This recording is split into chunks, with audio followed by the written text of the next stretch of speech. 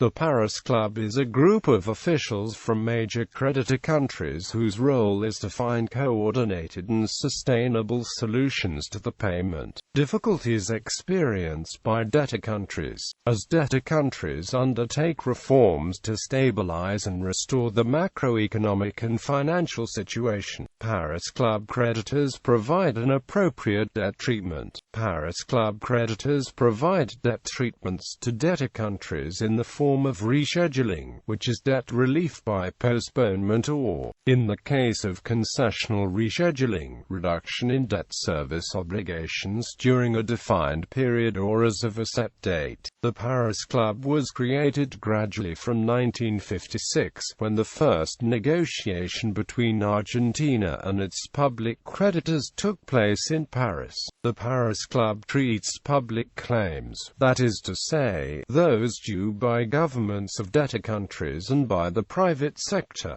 guaranteed by the public sector to Paris Club members. A similar process occurs for public debt held by private creditors in the London Club, which was organized in 1970 on the model of the Paris Club as an informal group of commercial banks meet to renegotiate the debt they hold on. Sovereign debtors, creditor countries meet 10 times a year in Paris for tour d'horizon and negotiating sessions, chaired by the Director of the General Directorate of the Treasury of the French Ministry of Finance and Public Accounts. Since 1983 and until November 2015, the Paris Club has signed more than 433 agreements covering 90 debtor countries over $583 billion. History. After the first meeting of the Paris Club in 1956, the treatment of sovereign debt held by official bilateral creditors long consisted in simple ad hoc international meetings bringing together the creditor states. The creation of the Secretariat at the end of the 1970s established a certain institutionalization of the Paris Club, the creation of methodological sessions and meetings called tour d'horizon, separate from negotiations themselves in the early 1980s, continued the formalization of procedures of the Paris Club, as part of the deepening of North-South dialogue. Russia is a permanent member since September 17, 1997. The State of Israel is a permanent member since June 24, 2014.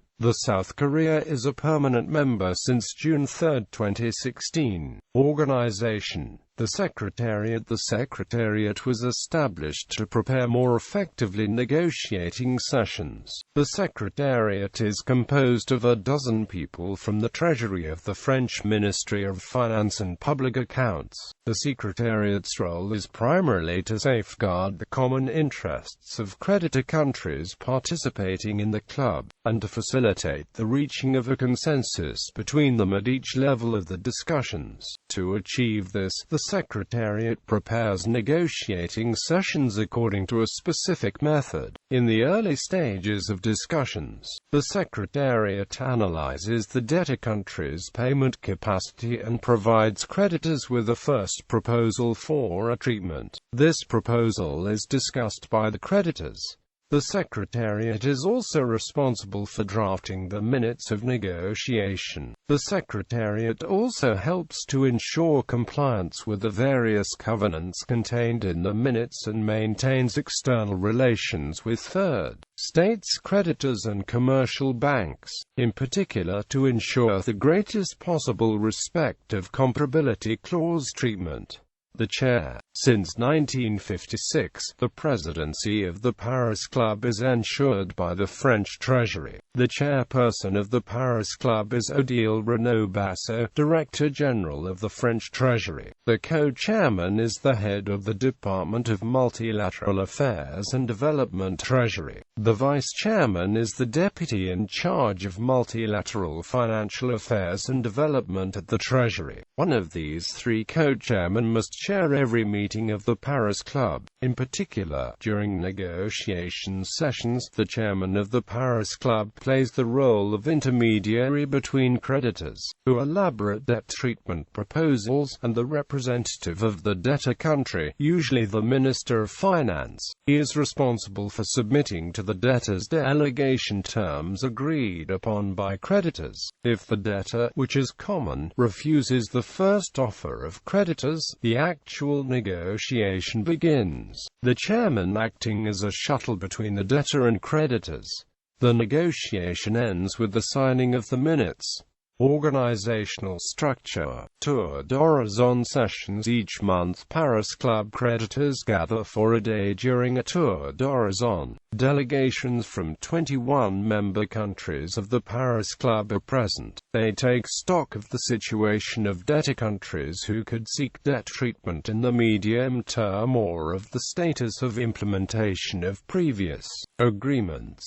Most tours d'Horizon end with the study of methodological issues. The purely informal practice of the Paris Club imposing a permanent work by creditors to define the methods and rules to be used for the definition of Paris Club treatments. Members of the Paris Club. Permanent members: Australia, Austria, Belgium, Canada, Denmark, Finland, France, Germany, Ireland, Israel, Italy, Japan, the Netherlands, Norway, the Russian Federation, South Korea, Spain, Sweden, Switzerland, the United Kingdom and the United States of America. All creditors of the Paris Club members participate in Tour d'Horizon and may apply to be observers during a negotiation, even if they do not hold claims on the country. Similarly, when reschedulable claims of creditors of the Paris Club are less than a threshold called de minimis, they may participate in meetings as observers even if their claims are not rescheduled. In general, the delegations of creditors are led by a senior delegate from the Ministry of Finance. The debtor is represented by the Minister of Finance. Ad hoc participants. Other official creditors can also actively participate in negotiation sessions or in monthly tours d'horizon discussions, subject to the agreement of permanent members and of the debtor country. When participating in Paris Club discussions, invited creditors act in good faith and abide by the practices described below. The following creditors have participated in some Paris Club agreements or tours d'horizon in an ad hoc manner: Abu Dhabi, Argentina, Brazil, People's Bank of China, Kuwait, Mexico, Morocco, New Zealand, Portugal, South Africa, Trinidad and Tobago, Turkey. Observers. Observers are invited to attend the negotiating sessions of the Paris Club, but they cannot participate in the negotiation itself, nor sign the agreement that formalizes the result of negotiation. There are three categories of observers: representatives of international institutions, International Monetary Fund, World Bank, Organization for Economic Cooperation and Development, United Nations Conference on Trade and Development, European Commission, African Development Bank, Asian Development Bank, European Bank for Reconstruction and Development, Inter-American Development Bank. Representatives of the permanent members of the Paris Club debt not affected by the debt treatment, or which are not creditors of the debtor countries, but who nevertheless wish to attend the negotiation session. Representatives of non-member countries of the Paris Club as ad hoc participants, provided that the permanent members and the debtor countries accept the presence. List of chairpersons. Incomplete list: Jean-Claude Trichet, Christian Noyer, Jean-Pierre Duyet, Xavier Musca, Ramon Fernandez, Bruno Bezod. Paris Club principles. The Paris Club is a non-institution, combining pragmatic Anglo-Saxon Latin imagination. The fact that the Paris Club has no legal personality or constitutive texts, but only a number of principles and rules, allowing it to be very flexible in dealing with the different situations of debtor countries. The lack of formalization of the rules negotiations also corresponds to the the need to treat each country on a case-by-case basis. Over the years, a body of methods for debt rescheduling or cancellation has been developed. However, the Paris Club has the freedom to change its rules at any time. For example, no debt stock cancellation was possible until the 1990s, whereas it was a part of many agreements since. The debtor country has to contact the Paris Club in order to obtain a debt treatment. Its request should provide a detailed description of its economic and financial situation, demonstrating its inability to service its external debt. It must also have signed an IMF program that should demonstrate a need for an external debt treatment. Solidarity. All members of the Paris Club agree to act as a group in the dealings with a given debtor country and be sensitive to the effect that the management of the particular claims may have on the claims of other members. Consensus. Paris Club decisions cannot be taken without a consensus among the participating creditor countries. Information sharing. The Paris Club is a unique information sharing forum. Paris Club members regularly share views and information with each other on the situation of debtor countries, benefit from participation by the IMF and World Bank, and share data on their claims on a reciprocal basis. In order for discussions to remain productive, deliberations are kept confidential. Case by case. The Paris Club makes decisions on a case-by-case basis in order to tailor its action to each debtor country's individual situation. This principle was consolidated by the Evian approach. Conditionality. The Paris Club only negotiates debt restructurings with debtor countries that need debt relief. Debtor countries are expected to provide a precise description of their economic and financial situation, have implemented and are committed to implementing reforms to restore their economic and financial situation, and have a demonstrated track record of implementing reforms under an IMF program.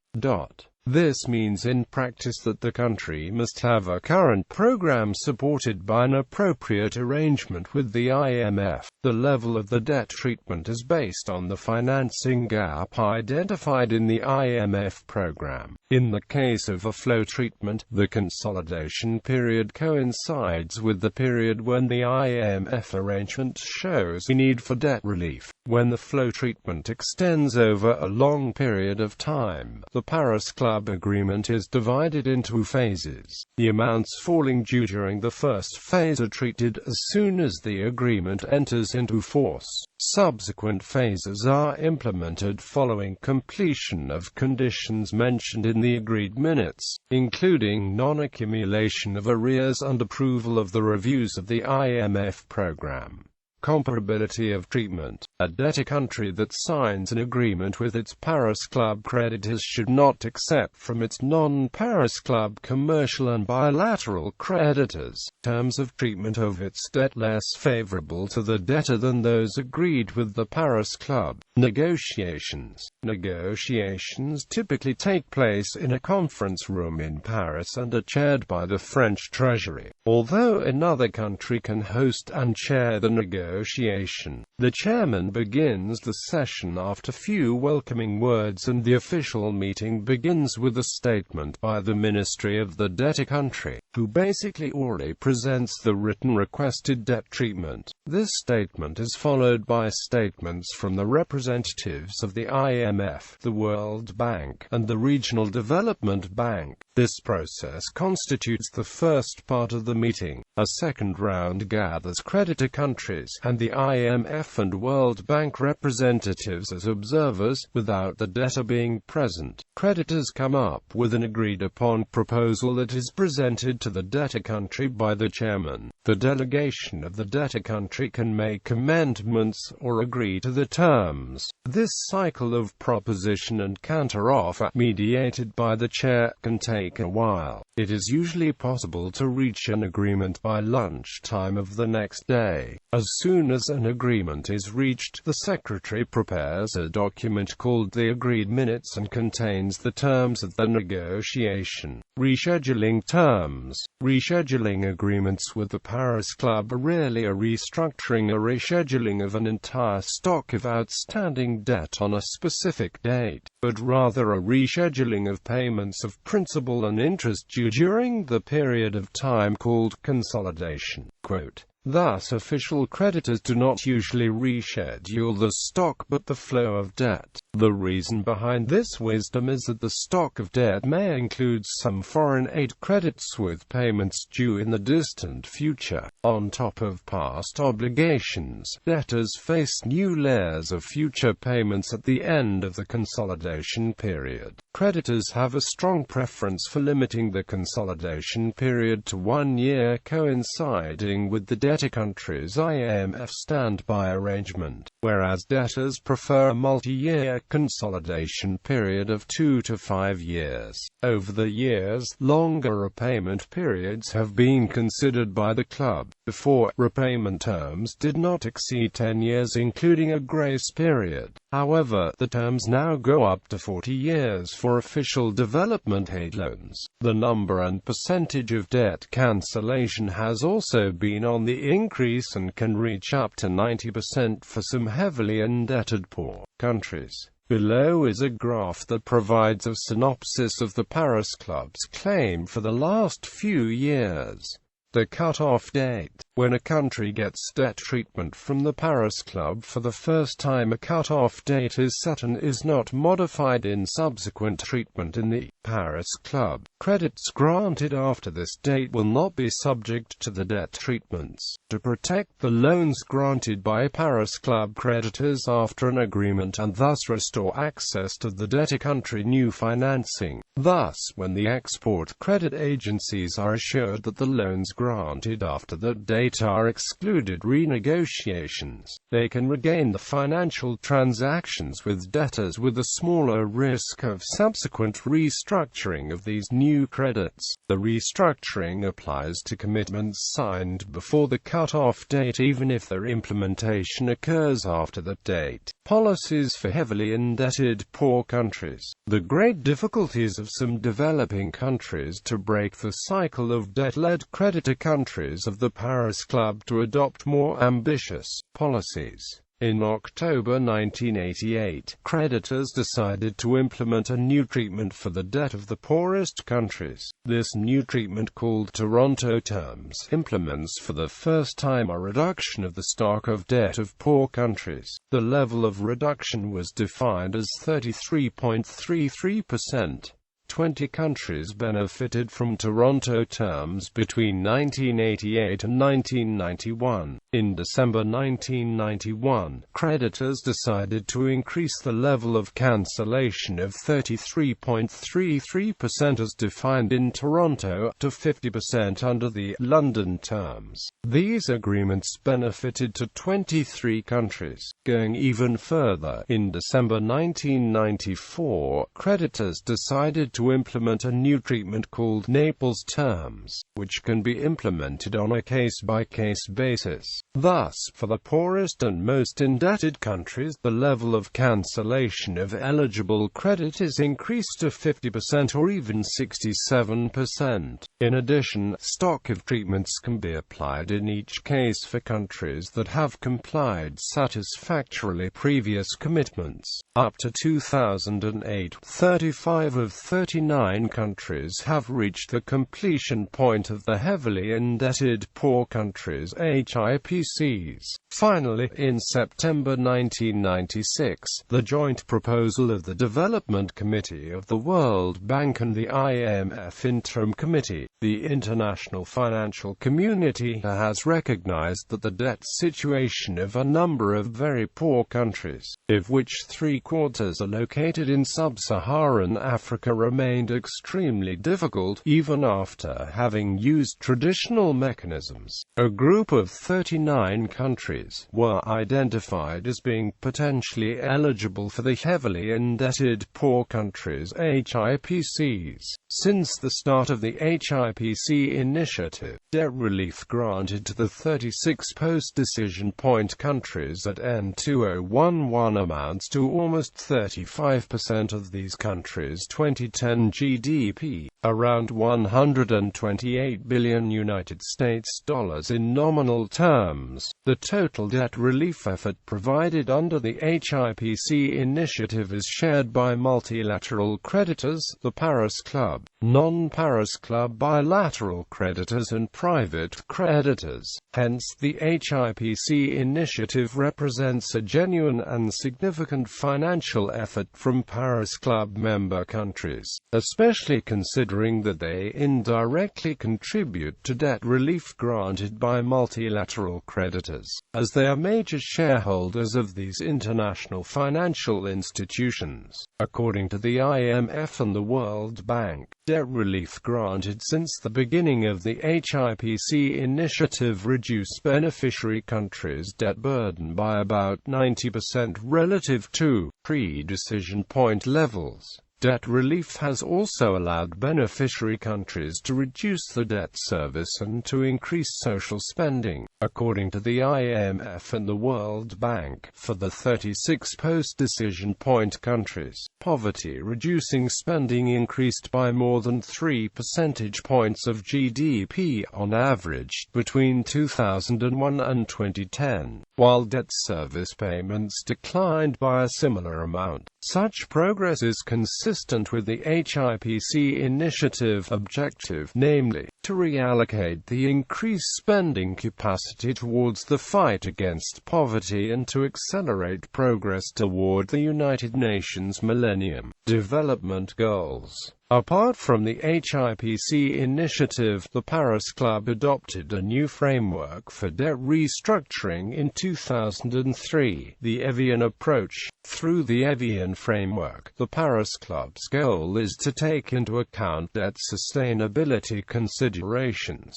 to adapt its response to the financial situation of debtor countries, and to contribute to current efforts to ensure an orderly, timely and predictable resolution of economic and financial crises. The approach aims at providing a tailored response to debtor countries' payment difficulties. Countries with unsustainable debt may be granted a comprehensive debt treatment, provided that they are committed to policies that will secure an exit from the Paris Club process, in the framework of their IMF arrangements. Paris Forum. The Paris Forum is an annual event, jointly organized by the Paris Club and the rotating presidency of the G20. Since 2013, the conference gathers representatives from creditor and debtor countries, and is a forum for frank and open debate on the global evolutions in terms of sovereign financing and on the prevention and resolution of sovereign debt crises. As international financial markets and capital flows are increasingly integrated, non-Paris Club official bilateral creditors are representing a larger share in the financing of developing and emerging countries. The objective of the forum, in this context, is to foster close and regular dialogue between stakeholders, in order to create an international financial environment favorable to sustainable growth in developing countries. In particular, the Paris Forum aims at enhancing the involvement of emerging countries, be they creditors or debtors, in international debates on sovereign financing, in order to make discussions as open and frank as possible. The Paris Forum annually gathers more than 30 representatives from sovereign creditors and debtors, of which the members of the G20, the members of the Paris Club, and countries from the different regions of the world. The following countries participated in the first editions of the Paris Forum: Paris Club members, G20 members, ad hoc participants of the Paris Club, Brazil, People's Republic of China, G20 members, non-members of the Paris Club, Argentina, India, Indonesia, Mexico, South Africa, Saudi Arabia, Turkey. Other countries: Czech Republic, Mozambique, Poland, Qatar, Senegal, Seychelles, Tanzania, International institutions, G24 Secretariat, Bank for International Settlements, European Commission, also participated in the conference. The first edition of the Paris Forum was held on October 29, 2013 in Paris, and was jointly organized by the Paris Club and the Russian presidency of the G20. The closing remarks were made by Ms. Christine Lagarde, Managing Director of the IMF. The second edition of the Paris Forum was held on November 20, 2014 in Paris, and was jointly organized by the Paris Club and the Australian presidency of the G20.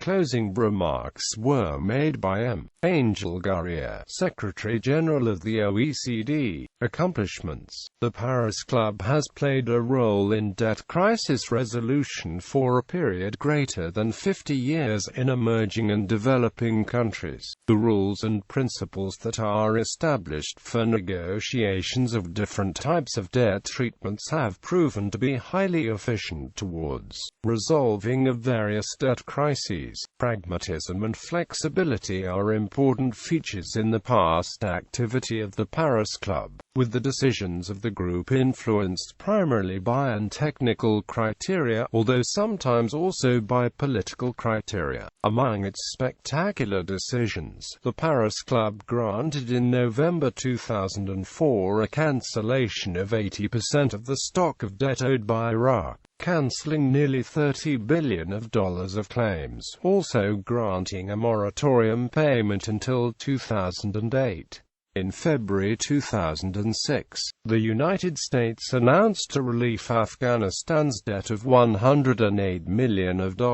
In 2005, after the tsunami which affected the countries bordering the Indian Ocean, the Paris Club decided to temporarily suspend some of repayments of affected countries. In January 2010, the Paris Club also cancelled Haiti's debt to help it overcome the consequences of the earthquake of the 12th of January. Nigeria was the first African country to repay all of its debt to the Paris Club. $4.5 billion was received on the 21st of April 2006. Russia had, in May 2005, begun to repay its debt to Paris Club countries. On the 21st of August 2006, Russia repaid the remainder of its debt to the Paris Club. Gabon and Jordan both bought their debt back in 2007 at market value. In January 2013, the Paris Club treated $10 billion of debt owed by Myanmar to the Paris Club, cancelling 50% of arrears and rescheduling the rest over 15 years, including 7 years of grace. There are many other contributions of Paris Club which are deemed notable. A recent deal with the creditors of the Paris Club and the Argentinian government on 28 and the 29th of May 2014 is a landmark deal, where an arrangement was made to clear the debt in the arrears which are due to the creditors of the Paris Club in a span of 5 years. The deal covers some amount of $9.7 billion of debts by the 30th of April 2014. Additionally, there is flexible structure to get the arrears cleared with a minimum of $1,150 million by May 2015, with the payment due to be paid by May 2016. The debt accumulated for Argentina is due to the 2001-02 Argentinian default crises, where there is default amount of $132 billion.